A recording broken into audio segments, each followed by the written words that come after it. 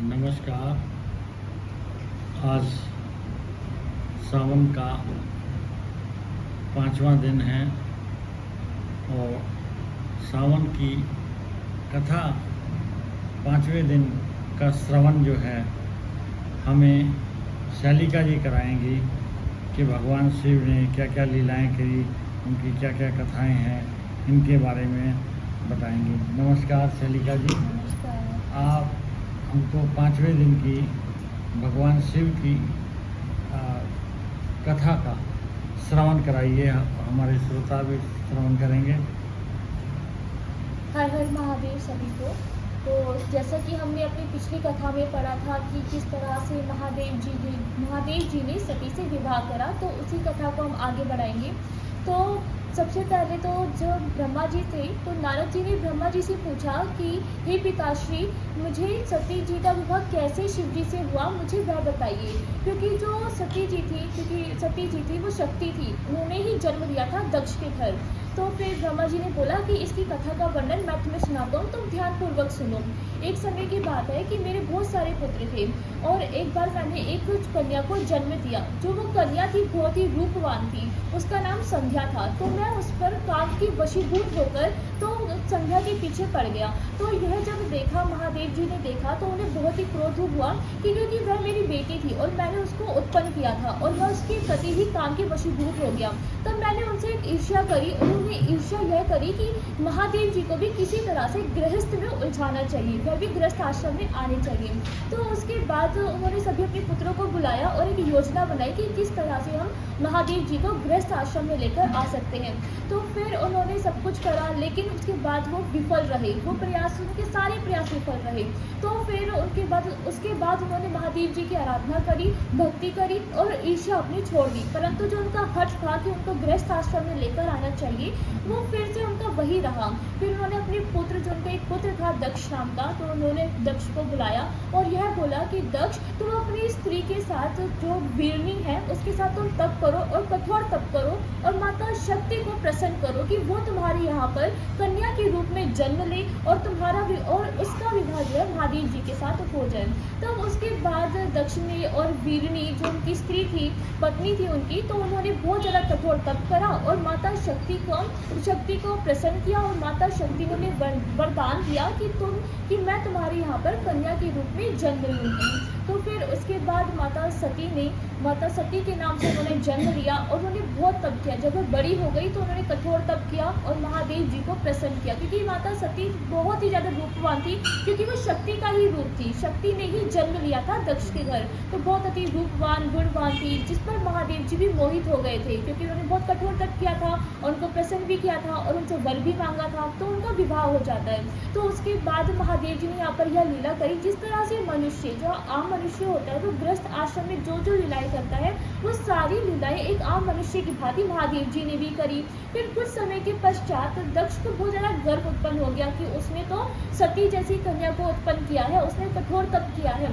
तो लेकिन ये बात बोली गई थी, उमा ने जब उनको वरदान दिया था, तब यह बात उनको बोली थी कि जिस दिन तुम्हारे अंदर घमंड हो जाएगा मुझे लेकर, उस दिन मैं यहाँ से चली जाऊंगी, उस दिन मैं अपने आप को जो है जहाँ से मैं आई थी वहाँ पर मैं वापस चली जाऊंगी। फिर उसके बाद जब दक्ष को गर्व उत्पन्न हुआ, घमंड आ गया, तो उसने कहा कि मैं ही सबसे बड़ा हूँ, सभी को मेरे आगे जो है सर झुकाना चाहिए। एक बार एक सभा हुई, सभा के अंदर सभी देवी देवता आए थे, सभी ने उनको प्रणाम किया दक्ष को कि आप हो, आप सबसे बड़े हो, तो सभी ने उनके आगे सर झुकाया। लेकिन जब महादेव जी वहाँ पर पहुंचे तो महादेव जी ने जो है सर नहीं झुकाया। तो उनको बड़ा ही क्रोध उत्पन्न हुआ कि यह तो मेरे जमाता है, फिर भी मेरे आगे इन्होंने प्रणाम नहीं करा। तो उसके कारण महादेव जी को उन्होंने बहुत ही कठोर वचन बोले। और उसके बाद जब सभा समाप्त हो गई, तो उसके बाद उसने एक बहुत ही विशाल यज्ञ को कराया और उस विशाल यज्ञ के अंदर उसने सभी को निमंत्रण दिया कि आप विशाल यज्ञ के अंदर आए। उन्होंने विष्णु जी के पास गए, ब्रह्मा जी के पास गए और सभी देवी देवताओं के पास गई कि वो उनके यज्ञ में आए।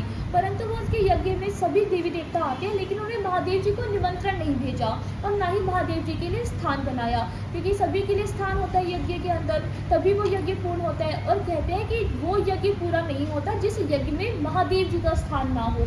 लेकिन उस यज्ञ में महादेव जी का उन्होंने स्थान नहीं दिया, क्योंकि वह सभी उसके अंदर शिव जी की माया थी कि वह अपने अंदर एक गर्व को उत्पन्न कर रही थी और घमंड उत्पन्न कर रही थी। फिर उसके बाद जब माता पार्वती जी को पता चला कि उनके पिताश्री ने उन्हें निमंत्रण नहीं दिया और सारे सज धज कर जा रहे हैं और सिर्फ मैं ही नहीं जा रही हूँ, तो उन्होंने महादेव जी से बोला कि हे प्रभु, मुझे भी अपने पिताश्री के घर जाना है, वहाँ पर एक यज्ञ है।